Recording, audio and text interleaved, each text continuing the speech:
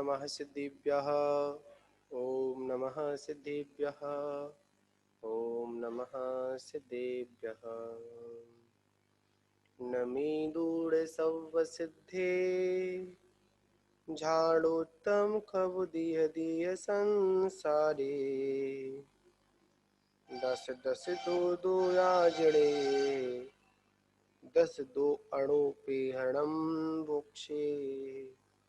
नमो अरिहंताणम नमो सिद्धाणम नमो आयरीयाणम नमो वज्रायाणम नमो लोहे सव्वसाहुणम। बोले आदिनाथ भगवान की जय। परम पूज्य आचार्य गुरुदेव 108 श्री सन्मत सागर जी महाराज की जय। परम पूज्य परंपराचार्य श्री 108 श्री सन्मत सागर परम पूज्य परंपराचार्य श्री 108 श्री सौभाग्य सागर जी गुरु महाराज की जय। ग्रंथ करतार आचार्य श्री कुंद कुंद देव स्वामी की जय। नमस्ते महाराज जी, नमस्ते। शिवा। कल हम लोगों ने उस सम्यक दर्शन के बारे में हम लोग समझने का प्रयास कर रहे थे कि सम्यक दर्शन उस मोक्ष महल की आधारशिला है। क्या है? जो सम्यक दर्शन है वो क्या मोक्ष महल की क्या है? आधारशिला है।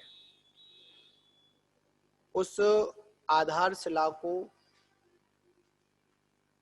हम किस प्रकार मजबूत करें, इस विषय में आचार्य प्रवर ने कहा था कि आत्मानुचिंतन हमारे जीवन में होते रहना चाहिए। जब तक आत्मानुचिंतन नहीं है,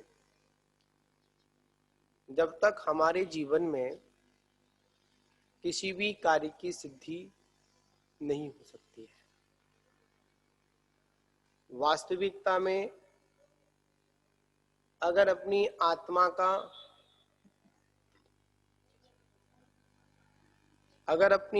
को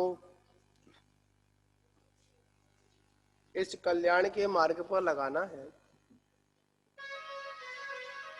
या कल्याण का मार्ग चुनना है, तो आचार्य एक ही बात कहते हैं कि आप आत्मानुचिंतन करें। बिना लक्ष्य के जीवन का जीना कोई जीना नहीं होता है। क्या कह रहे हैं? बिना लक्ष्य के जीना कोई जीना नहीं होता है। लक्ष्य के साथ में अगर जियोगे तो निश्चित ही है हमको मंजिल की प्राप्ति होगी, और अगर लक्ष्य के साथ में नहीं जियोगे तो आचार्य कहते हैं कितना चले यह महत्वपूर्ण नहीं होता है, कितने हम लक्ष्य तक पहुंचे यह महत्वपूर्ण होता है। तो इसी विषय को आचार्य भगवंत ने कहा कि हमको हे और उपाधि का ज्ञान होना चाहिए। क्या होना चाहिए? हे और उपाधि का ज्ञान होना चाहिए। जब तक हमको हे और उपाधि का ज्ञान नहीं है, किसका ज्ञान नहीं है? जब तक हमको हे और उपाधि का ज्ञान नहीं है, तो आचार्य प्रवर कहते हैं कि ऐसे जीवन जीने से कोई मतलब नहीं निकलता है। तो इसी विषय को और आगे बढ़ाते हैं। तो कहा था कि वह सम्यक दर्शन दो प्रकार का, एक व्यवहार सम्यक दर्शन और एक निश्चय सम्यक दर्शन, जिसमें आचार्य भगवंत समध्वद स्वामी रतन कर्ण सावकाचार्य में श्रद्धानां परमार्थानां आप्तागम तपोभृतां त्रयमूढ़ापोष्टमष्टांगम सम्यक दर्शनमस्मसम सम्यक दर्शन मस्मयम। तो कह रहे हैं कि श्रावकाचार के अंतर्गत आचार्य भगवंत ने सम्यक दर्शन के स्वरूप को प्रतिपादित किया है। तो कहा यथार्थ देव शास्त्र व गुरु, जैसा श्रवज्ञ की वाणी में अरहंत देव का, शास्त्र का और गुरु का जो स्वरूप प्रतिपादित किया है, उन ऐसे देव शास्त्र गुरु के प्रति हमारा अटूट श्रद्धान होना। कह रहा श्रद्धान होना, अटूट श्रद्धान होना। ऐसा श्रद्धान हो जैसे मेरू पर्वत चलायमान नहीं होता है, उसी प्रकार हमारा श्रद्धान भी क्या नहीं होना चाहिए, चलायमान नहीं होना चाहिए। क्या नहीं होना चाहिए? क्यों महाराज जी? जिस प्रकार मेरू पर्वत चलायमान नहीं होता है, उसी प्रकार हमारा जो श्रद्धान है वो कैसा नहीं होना चाहिए, चलायमान नहीं होना चाहिए, चंचल नहीं होना चाहिए। चाहे उसके सामने कितना भी प्रचंड कसायों का या कर्म का या निमित्त का कैसा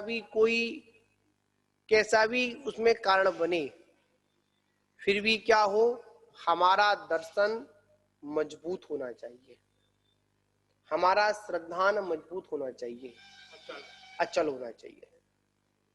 इसमें कहा कैसा, यथार्थ। यथार्थ से मतलब क्या है? यथार्थ देव शास्त्र गुरु से मतलब क्या है? यथार्थ से मतलब है कि जैसा देव का, जैसा शास्त्र का, जैसा गुरु का स्वरूप होता है, वैसा ही, जैसा कहा है वैसा ही श्रद्धान करना। क्या कह रहे हैं? जैसा कहा है, जैसा प्रतिपादित किया है, वैसा ही श्रद्धान होना चाहिए। क्या होना चाहिए? वैसा ही श्रद्धान होना चाहिए। अन्यथा अगर आपका श्रद्धान डमाडोल है तो आपको कभी भी कार्य की सिद्धि नहीं हो सकती है। क्या नहीं हो सकती है? लक्ष्य की प्राप्ति नहीं हो सकती है। तो इसी विषय में आचार्य प्रवर यहाँ पर कह रहे हैं कि देव, शास्त्र व गुरु, इन तीनों का 8 अंगों से सहित, क्या, जो सम्यक दर्शन के जो 8 अंग बताए हैं, उन 8 अंगों के साथ में 3 मूर्ता और 8 मदों से जो श्रद्धान है वो सम्यक दर्शन है। इस आचार्य भगवंत ने समुद्रभद्र स्वामी जी ने उस रतनकण श्रावकाचार के अंतर्गत अपने एक सूत्र में, एक श्लोक में पूरी बात को यहाँ पर प्रतिपादित कर दिया। क्या कहा? हमारा देव शास्त्र गुरु के प्रति जैसा उनका स्वरूप है वैसा 8 अंगों से सहित 3 मूर्ता और 8 प्रकार के मदों से रहित जो श्रद्धान होता है वही वास्तविकता में सम्यक दर्शन है। कौन सा है? सम्यक दर्शन है। और ये सारी बातें कब होगी? ये सारी बातें व्यवहार सम्यक दर्शन की बात है। किसकी बात है? व्यवहार सम्यक दर्शन की बात है।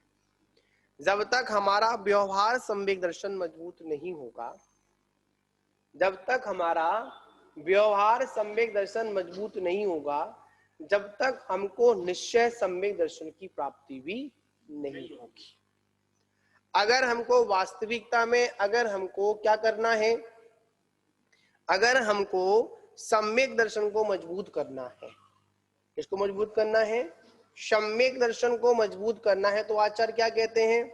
आचार्य की बात कहते हैं कि आप पहले अपने श्रद्धान को जमाइए।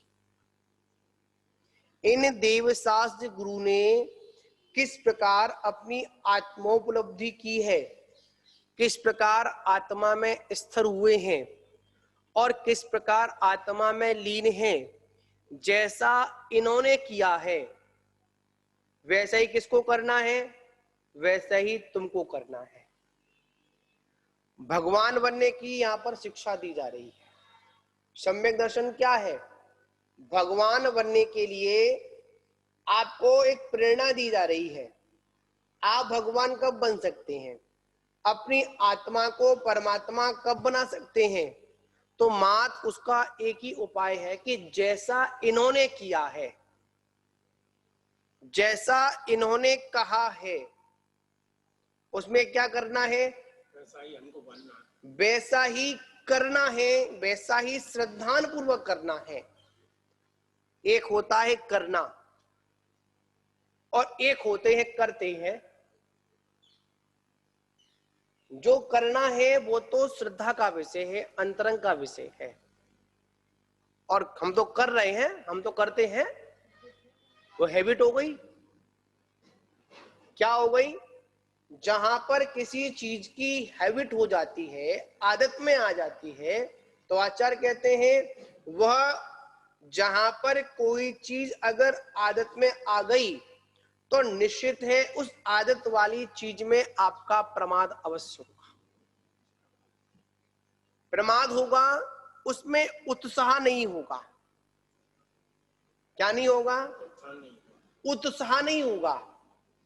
हाँ, जब हमारे सामने कोई चीज नई होती है तो उसमें उत्साह होता है, और जैसे ही वो चीज पुरानी हो जाती है तो क्या होता है, हमारा सारा उत्साह कम हो जाता है, आदत में पड़ जाती है। इसलिए आचार्य कहते हैं हर समय अगर कोई पुरानी विषय भी है तो उसको नए रूप में अगर करेंगे तो आपका कभी उत्साह आपका कमजोर नहीं होगा। कुछ नए करने की सोचो। क्या करने की सोचो? कुछ नया करने की सोचो। जब तक हम कुछ नया करने की नहीं सोचेंगे, जब तक क्या होगा, जब तक हमारे जीवन में कुछ भी मंगलमय होने वाला नहीं है। तो आचार्य कह रहे हैं कि जैसे देवशास्त्र गुरु हैं, जैसा उनका स्वरूप है, उस रूप में, और जो सम्यक दर्शन के 8 अंग हैं, उन 8 अंगों के सहित 3 मूढ़ता रहित और 8 मद रहित जो श्रद्धान करता है उसको क्या होता है, उसको सम्यक दर्शन होता है। ग्रस्त की अवस्था में, बड़ी महत्वपूर्ण बात है यहाँ पर, ग्रस्त की अवस्था में मतलब जो ग्रस्त होते हैं, जो असंयम अवस्था जो होती है, तीर्थंकर आदि का भी सम्यक तो व्यवहार सम्यक्त ही है। कौन सी अवस्था से? यहाँ पर एक बड़ी महत्वपूर्ण बात आपको यहाँ पर मिली है, अगर कोई प्रसंग करे इस बात को अपन को नोट कर लेना चाहिए। कभी भी ग्रस्त अवस्था में निश्चय सम्यक तो नहीं हो सकता है। आज पवन जी नहीं है क्या? क्या नहीं हो सकता है? यहाँ पर कह रहे हैं जब तक ग्रस्त अवस्था है, तीर्थंकरों को भी व्यवहार सम्यक दर्शन है, निश्चय सम्यक दर्शन नहीं है। क्यों नहीं करेंगे? क्योंकि चारित्र मुहुनी कर्म के उदय से उनका सम्यक तो स्थिर नहीं रह पाता है। मतलब आत्मा के प्रति पूर्णता क्या नहीं हो पाती है उनकी, मतलब श्रद्धान तो होता है पर स्थिरता नहीं हो पाती है। इसलिए उनके भीतराग चारित्र की पूर्णता नहीं होती है। हाँ, जब तक भीतराग चारित्र नहीं है तब तक उनके निश्चय सम्यक्त भी नहीं है। उससे पहले क्या है? सब व्यवहार चारित्र है। व्यवहार देखिए, जो जैसी अवस्था है उसी अवस्था में उसको उसी प्रकार का क्या होगा, सम्यक्त होगा। एक श्रद्धान विषय अलग है, एक आत्मानु अवलोकन, आत्मा का दर्शन विषय अलग है। यहां पर ग्रस्त जीवन में आत्मा का श्रद्धान होगा, आत्मानुअवलोकन नहीं होगा। आत्म अवलोकन कब होगा? जब चारित्र में स्थिरता होगी। किसमें स्थिरता होगी? जितना जितना आपका चारित्र स्थिर होता चला जाएगा, उतना आपको आत्मानु अनुभव होता चला जाएगा, आत्मा का दर्शन होता चला जाएगा, अन्यथा नहीं हो सकता है। जब तीर्थंकरों को व्यवहार सम्यक्त बता दिया तो हमारे लिए क्या है? कुछ नहीं है। जब तीर्थंकर प्रभु तक कह दिया, इसमें गाथा भी इसमें दिया है, इसमें भी कह रहे हैं तीर्थंकर दीनम ग्रस्त अवस्थायां च व्यवहार सम्यक्तमेव तेषां सम्यक्तम चारित्र मोहोदेन अस्थिरम भवति कारणात् तस्य पूर्णतो वीतराग चारित्र युक्ता तया अभावात्। मतलब यहाँ पर टीका भी इन्होंने आचार्य भगवंत ने यहाँ पर कही है। बड़ी महत्वपूर्ण बात यहाँ पर हमको सुनने को, आज पढ़ने को मिली। तीर्थंकर प्रभु को ग्रस्त अवस्था में कौन सा सम्यक्त होता है? व्यवहार सम्यक्त होता है। निश्चय समय दर्शन उनको अपनी आत्मा के प्रति श्रद्धान तो होता है, पर जो आत्मा का अवलोकन है वो कब होगा? स्थिरता में। इसलिए सराग अवस्था है। हम कहें कि हमको वीतराग चारित्र हो गया, हमको वीतराग सम्यक दर्शन हो गया, हमको आत्मा की अनुभूति हो गई, ये स्वयं भी अपन भ्रमित हो रहे हैं और सामने वालों को भी क्या कर रहे हैं? भ्रमित कर रहे हैं। जब तीर्थंकरों को भी ग्रस्त अवस्था में व्यवहार सम्यक तो है, अपनी आत्मा के प्रति श्रद्धा उनको है, जब तक स्थिरता नहीं है तब तक क्या नहीं होगा?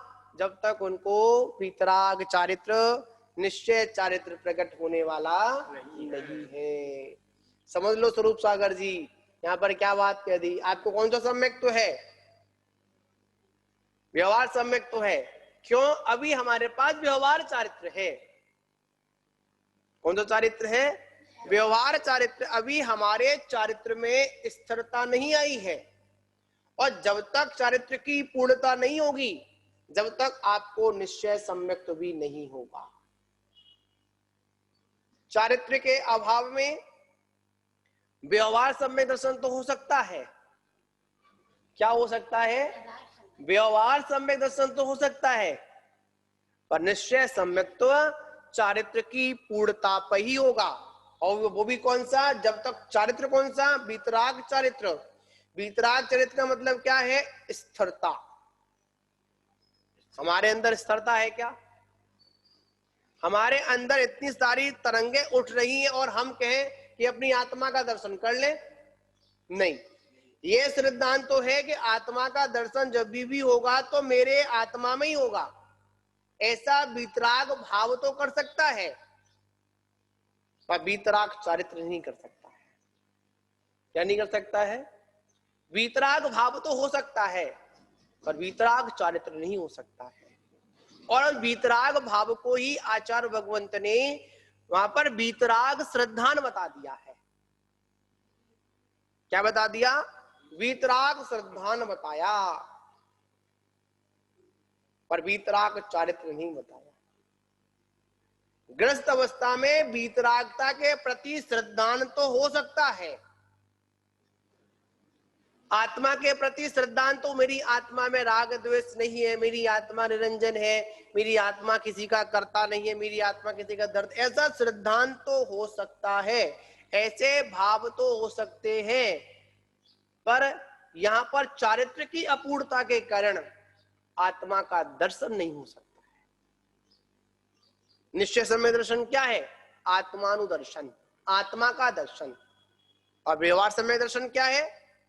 आत्मा के भावों पर श्रद्धान करना, आत्मा के गुणों पर क्या करना? श्रद्धान करना। तो इसी विषय में आचार्य भगवंत आगे कहते हैं, यहां निज शुद्ध आत्मा ही उपादेय है। कौन सी? निज शुद्ध आत्मा ही क्या है? उपादेय है। ऐसी रुचि रूप निश्चय सम्यक्त होता है, ऐसा आपने पहले कई बार कहा है। मतलब आपने अपने आप प्रश्न कर दिया, प्रश्न चल रहा है यहाँ पर कि निज शुद्ध आत्मा ही उपादेय है, ऐसी रुचि रूप निश्चय सम्यक्त होता है, ऐसा आपने पहले कई बार कहा है। अब आप यहाँ कह रहे हैं वीतराग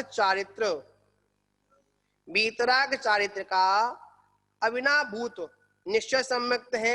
ये दोनों कथनों में पूर्व पर विरोध है। जा रहे क्या? हाँ, दर्शन करो। तो क्या कह रहे हैं? पहले तो आपने कहा निज शुद्ध आत्मा ही क्या है? उपादेय भूत है, आपने तो ऐसा कहा। अब आप यहाँ पर क्या कह रहे हैं कि वीतराग चारित्र का अविनाभूत निश्चय सम्यक्त है। तो ये कथन कैसे है? ये दोनों कथन में थोड़ा सा विरोध नजर आता है। क्या नजर आता है? विरोध नजर आता है। तो कह रहे हैं ये दोनों कथनों में पूर्व पर विरोध है, क्योंकि निज शुद्ध आत्मा ही उपादेय है।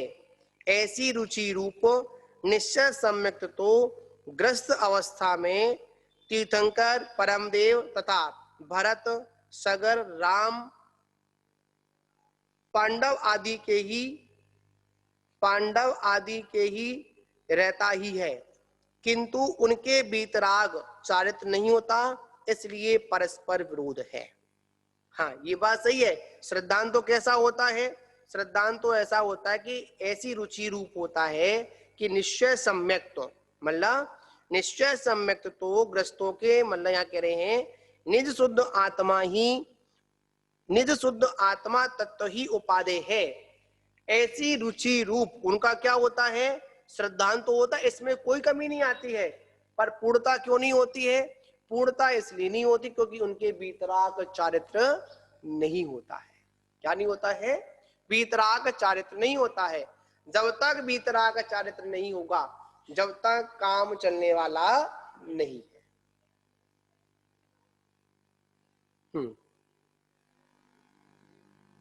यदि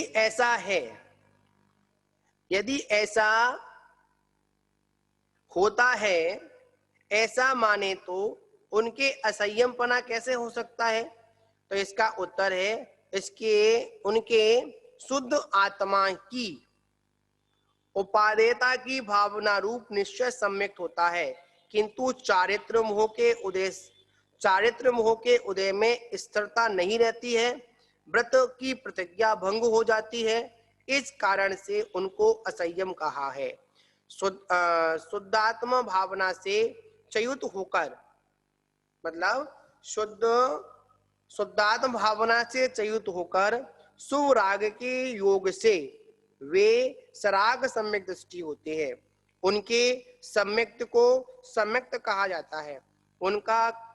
उसका कारण यह है कि वह वीतराग चारित्र के अविनाभूत निश्चय सम्यक्त का परंपरा साधक है।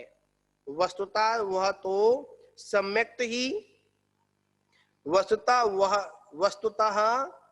वह सम्यक्त भी सराग सम्यक्त नाम का व्यवहार सम्यक्त ही है।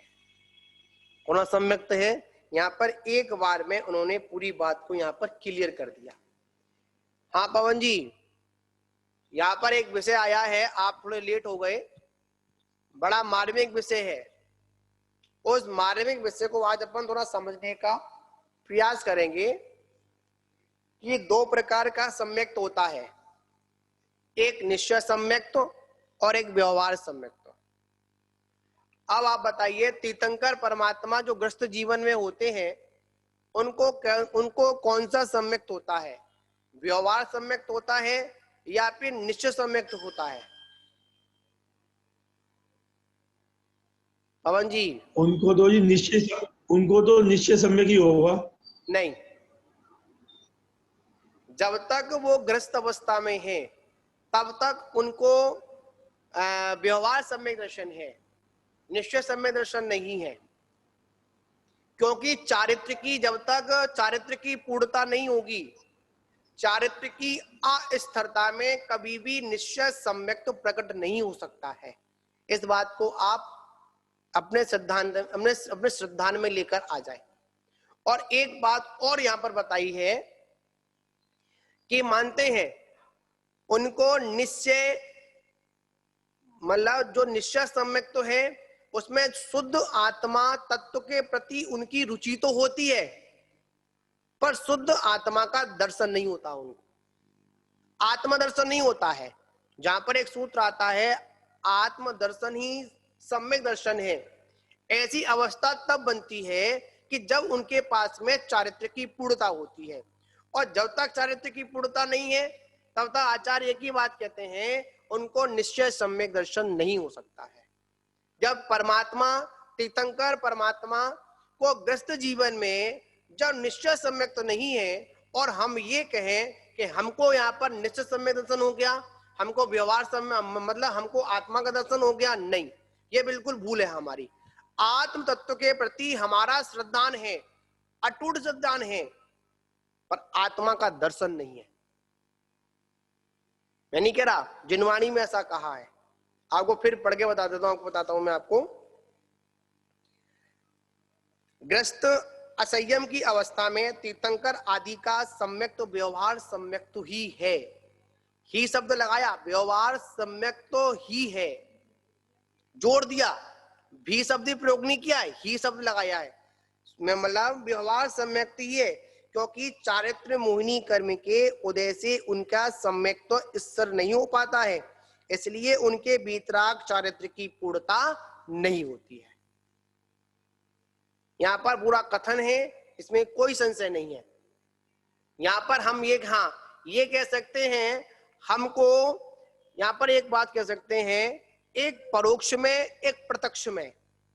अभी जो हमको सम्यक दर्शन है, जो आत्मा का दर्शन है, वह परोक्ष में है, प्रत्यक्ष में नहीं है। प्रत्यक्ष में इसमें बात ये है कि वो जो केवल जो प्रत्यक्ष की बात है, प्रत्यक्ष तो केवल ज्ञान जब होगा तभी पूरा साक्षात्कार हो पाएगा, उसकी तो बात ही नहीं है। उसी को आचार्य ने निश्चित सम्यक दर्शन कहा है, उससे पहले सब कुछ व्यवहार है।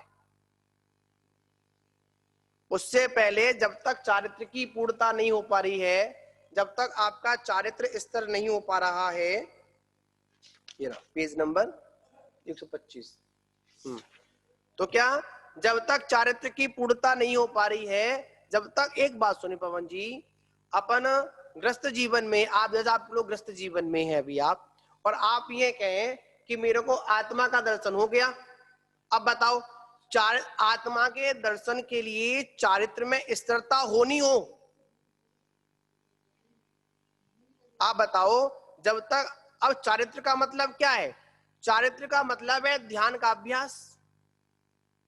चारित्र का मतलब ये नहीं है कि हमने चारित्र को प्राप्त कर लिया, हमने व्रत आदि को प्राप्त कर लिया और हम लोग चारित्रवान हो गए, नहीं।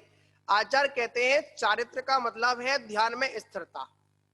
जब तक आपका ध्यान स्थिर नहीं है, जब आपका चारित्र ही नहीं है। चारित्र क्या है? स्थिरता, एकाग्र चिंता निरोधा ध्यान, मतलब एकाग्रता के साथ में क्या करना? चिंता का निरोध करना। पर क्या करते हैं हम लोग? चारित्र क्या है? आचार्य कहते हैं चारित्र है ध्यान,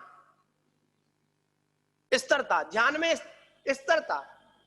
जब हमारा ध्यान ही नहीं लग रहा है, घर में ध्यान नहीं लग रहा है, तो बताओ उनके चारित्र कहां से बनेगा? उनको सम्यक तो कहां से होगा? वीतराग सम्यक तो नहीं होगा उनको, आत्मदर्शन नहीं होगा उनको। हाँ, शुद्ध आत्मा, इसमें कहा भी है, इसमें स्पष्ट कहा है कि वीतराग चारित्र, हाँ, निज शुद्ध आत्म तत्व ही उपादेय है। क्या श्रद्धान करते हैं वो? निज शुद्ध आत्मा ही तत्व उपादेय है। ऐसी रुचि पर निश्चय सम्यक तो ग्रस्त अवस्था में तीर्थंकर, परमदेव तथा भरत, सगर, राम, पांडव आदि के ही होता है, परंतु वीतराग चारित्र की पूर्णता नहीं है, इसलिए परस्पर विरोध है।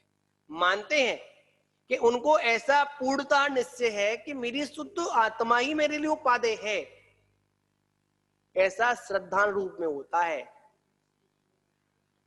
पर आत्मदर्शन, आत्मावलोकन कब होगा? कि जब हमारे पास चारित्र की पूर्णता होगी। जब तक चारित्र की पूर्णता नहीं है, जब तक हमको सम्यक तो क्या नहीं है, सम्यक्त की व्यवस्था बनने वाली नहीं है। ऐसे ही इसमें ये है जो इसमें आया है कि सम्यक जो है उसकी पूर्णता तो सम्यक चारित्र होने पर ही होगी, उसकी तो बात ही नहीं है। हाँ जी। वो तो श्रद्धान में जो भी भाई, जो आत्मा का सम्यक दर्शन का मतलब ये है कि श्रद्धान होना पक्का, और श्रद्धान हो गया तो समझ है। ऐसे समय दर्शन किसको कहेंगे? ये जो कहेंगे श्रद्धान को वाले को। देखिए यहाँ पर सम्यक तो केवल ज्ञान की अपेक्षा है। देखिए यहाँ पर आचार्य कह रहे हैं, बड़ी समझने वाली बात यहाँ पर है कि जब तक एक होता है व्यवहार सम्यक दर्शन, एक होता है निश्चय सम्यक दर्शन। व्यवहार सम्यक दर्शन में अपने शुद्ध आत्मा के प्रति श्रद्धान प्रकट होता है। क्या होता है? अपनी शुद्ध आत्मा के प्रति क्या होता है? श्रद्धान प्रकट होता है। और जो निश्चय सम्यक दर्शन होता है उसमें शुद्ध आत्मा का दर्शन होता है। मात्र दो विषय हैं। आप व्यवहार सम्यक दर्शन को और निश्चय सम्यक दर्शन को अपन मोटी मोटी भाषा में समझ लें कि व्यवहार सम्यक दर्शन में मात्र अपनी शुद्ध आत्मा के प्रति यही उपादेय है, यही मेरे लिए कारणभूत है, तो श्रद्धान प्रकट हो रहा है। ठीक है ना? श्रद्धान ऐसा है। तो प्रत्यक्ष और परोक्ष की बात है। जो केवल ज्ञान में है, जब सकल चारित्र हो जाएगा तो उसमें प्रत्यक्ष भाषित होगा, और उसमें अप्रत्यक्ष भाषित होगा। बात है। देखिए यहाँ पर जो आप बात, यहाँ पर सीधी देखो, अपन ज्यादा उसमें उलझना नहीं है। यहाँ पर सीधी सीधी बात है कि उनके शुद्ध आत्मा की उपादेयता की भावना रूप निश्चय सम्यक दर्शन होता है। कैसा? मेरा उनको ऐसा, अब यहाँ पर समझ लो अपन, उन्होंने शुद्ध इसमें भी दो भेद कर दो अपन। जो व्यवहार सम्यक दर्शन है इसमें भी दो भेद कर दो आप। एक व्यवहार सम्यक दर्शन समझ लो, एक व्यवहार से निश्चय वाला समझ लो, वही व्यवहार में ही है। मतलब इसको अपन व्यवहार सम्यक दर्शन को भी अपन उत्कृष्ट और जघन्य और मध्यम समझ लो आप, इसमें भी लगा लो। एक होता है देव शास्त्र गुरु के प्रति श्रद्धान होना, ये है जघन्य व्यवहार सम्यक दर्शन। एक होता है 7 तत्व 9 पदार्थों पर श्रद्धान होना, ये क्या हुआ? ये हमारा जघन्य वाला हुआ, नहीं मध्यम वाला हुआ। और इसमें मात्र मेरी शुद्ध आत्मा ही मेरे लिए उपादेय है, ये हमारा हुआ उत्कृष्ट व्यवहार सम्यक दर्शन। और उनके पास में जो ग्रस्त अवस्था में जो उनके पास में जो निश्चय सम्यक दर्शन उनको संबोधन किया है, वो व्यवहार की उत्कृष्टता है। मतलब वहां पर क्या कर रहे हैं? अपना आत्मा का ही श्रद्धान कर रहे हैं। क्या कर रहे हैं? आत्मा का श्रद्धान कर रहे हैं, पर ग्रस्त अवस्था में आत्मा का दर्शन नहीं कर रहे हैं। होगा नहीं। ध्यान की एकाग्रता जब तक नहीं बनेगी, चारित्र की जब तक एकाग्रता नहीं बनेगी, जब तक आत्मा का दर्शन नहीं होगा। और यहाँ पर शुद्ध जो यहाँ पर निश्चय सम्यक्त की बात की गई है, तो वहां पर यह बात कही गई है कि आपकी जो आत्मा है उस आत्मा का ही पूर्णतः से दर्शन करना। आत्म दर्शन ही सम्यक दर्शन है। ये व्यवस्था कब बनेगी? जब आपके पास में चारित्र होगा। कौन सा चारित्र होगा? व्यवहार मतलब वीतराग चारित्र होगा। हाँ पवन जी क्या कह रहे?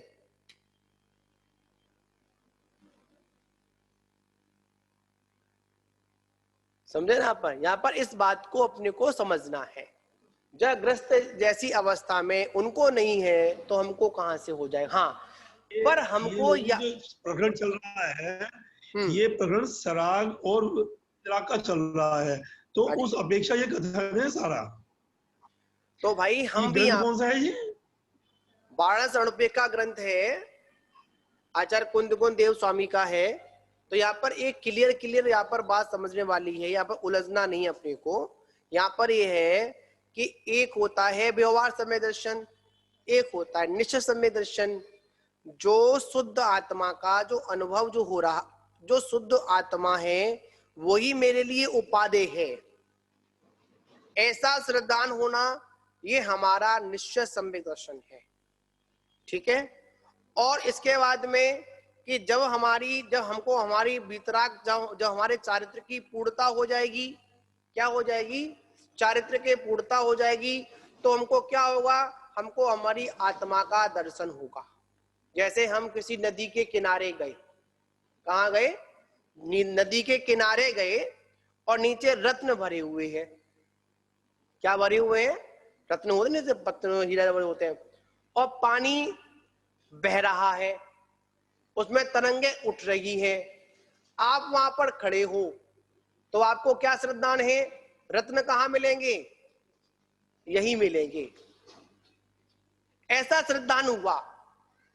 पर आपको रत्न दिखेंगे कब, हाँ जी, ऐसा है जी, उसको जो है श्रद्धा में पानी के चलते हुए भी रत्न दिख रहे हैं। बस बस अगर बस, उसको श्रद्धा में ये बात ना हो तो बुझेगा ही नहीं हो। बिल्कुल सही बात है। यहाँ पर यही बात यहाँ पर आचार्य भगवंत भी कहना चाह रहे हैं कि उसको शुद्ध, मतलब उसको यह श्रद्धान हो गया कि मेरे को जब भी रत्न में कहां से मिलेंगे, यहीं से मिलेंगे। तो वहीं पर खड़ा हुआ है वो, अब वो क्या कर रहा है, देख रहा है। पर रत्न अभी श्रद्धा रूप में दिख रहे हैं, अभी यथार्थ रूप में दिख रहे हैं। यथार्थ में कब दिखेंगे, जो चंचलता है वो शांत हो जाएगी, तब जाकर जो अंदर जो रत्न है, तब जाकर वो रत्न समुद्र में दिखेंगे। उससे पहले आपको समुद्र दिखने वाले, आपको समुद्र तो दिखेगा, वो है तो जी, उसको रत्न दिख रहे हैं श्रद्धा में, श्रद्धा में रत्न तो पत्थर दिख रहे हैं, लेकिन वो मिलेंगे उसको हाथ में, उसके जब आएंगे, जब वो उसके डुबकी लगाएगा, बिल्कुल लगाएगा रत्न उसके हाथ में आ जाएंगे। जब तक चारित्र की पूर्णता नहीं है तब तक आत्मा का साक्षात दर्शन नहीं है। उससे पहले जब भी मुझे आत्मा का दर्शन होगा तो कैसे होगा, इस शुद्ध आत्मा का, जब तक शुद्ध आत्मा को मैं उपादेय नहीं समझूंगा, जब तक मेरे को क्या नहीं होगा, ये सम्यक दर्शन होने वाला नहीं है। ऐसा श्रद्धान करना है। हाँ, ध्यान की स्थिरता चारित्र की पूर्णता है। जब तक ध्यान स्तर नहीं, जब तक एकाग्र चित्त नहीं होंगे, जब तक आपका चारित्र भी स्तर नहीं होगा। हमारे जीवन अनेक प्रकार के कसायों के, अनेक प्रकार की चारित्र की पूर्णता है, इसलिए हमारे सम्यक्त में क्या लगते हैं, 2 आदि लगते हैं। इसलिए हमको शुद्ध आत्मा का अविश्रद्धा नहीं हो पा रहा है। यहाँ पर आचार्य ने एक बात और कह दी, शुद्ध आत्मा का, यहाँ पे कहा शुद्ध आत्मा तत्व ही उपादेय है। यहाँ पर देवशास्त्र गुरु को, जीवादिक 7 तत्वों को, सभी को उन्होंने एक समय के लिए अलग रख दिया। यहाँ पर मात्र एक जीव तत्व की बात की जा रही है। किसकी बात की जा रही है, मात्र एक जीव तत्व की बात की जा रही है, और किसी तत्व की बात ही नहीं की जा रही है। आप जब तक अपने शुद्ध आत्म तत्व के प्रति उसको उपादेय नहीं समझेंगे, उसमें रुचि लेकर नहीं आएंगे, जब तक स्थिरता कहां से आएगी। पहले आप स्थिर तो हो जाओ कि मेरे को यहां पर खुदाई करनी है, कभी यहां कभी वहां कभी वहां, इधर उधर कूद रहे हो। तो आचार्य कह रहे पहले आप अपनी शुद्ध आत्मा को निश्चय करिए कि आप कौन हैं। आप एक शुद्ध आत्मा हैं, आप एक शुद्ध तत्व हैं, ऐसा श्रद्धान। हाँ, अब यही है, तब मशीन चलाओगे तो क्या होगा, उपलब्धि होगी। अन्यथा क्या करोगे, आपको श्रद्धानी नहीं है, आप खोद रहे हो, खोदते रहो, क्या फर्क पड़ रहा है उसमें। आचार्य यहाँ पर शुद्ध आत्म तत्व को ही उपादेय बता रहे हैं, और किसी को उपादेय यहाँ पर नहीं बता रहे हैं। ठीक है ना, यहाँ पर इस तरह का विषय था। तो यहाँ पर ज्ञातव्य है, सराग सम्यक तो साधन है, और उसका साध्य निश्चय सम्यक्त है, जो शुद्ध आत्म अनुभूति रूप ही होता है। क्या होता है, शुद्ध आत्मानुभूति ही होता है। जब तक हमको शुद्ध आत्मा की अनुभूति नहीं होगी, जब तक क्या नहीं होगा, जब तक हमारा कल्याण होने वाला नहीं है। हम इसमें चाहे परोक्ष लगा दें, चाहे प्रत्यक्ष लगा दें, ये सारी बातें समझने वाली है। तो मोटी मोटी बात ये है कि जब तक हमारे पास ग्रस्त अवस्था है, तब तक हमारे पास व्यवहार सम्यक्त्व है, सराग सम्यक्त्व है, क्योंकि ये सराग सम्यक्त्व ही हमको निश्चय सम्यक्त्व में ले जाने में कारण है। क्या है? कारण है, साधनभूत है। इसलिए आचार्य कहते हैं हमको अपने व्यवहार सम्यक्त्व को संभालते हुए निश्चय सम्यक्त्व तक पहुंचना है। अभी हमारा निश्चय सम्यक्त्व ही मजबूत नहीं है और हम व्यवहार सम्यक्त्व की बात करें तो आचार्य कहते हैं ऐसा 3 काल में भी संभव नहीं है। जय बोलो महावीर भगवान की जय।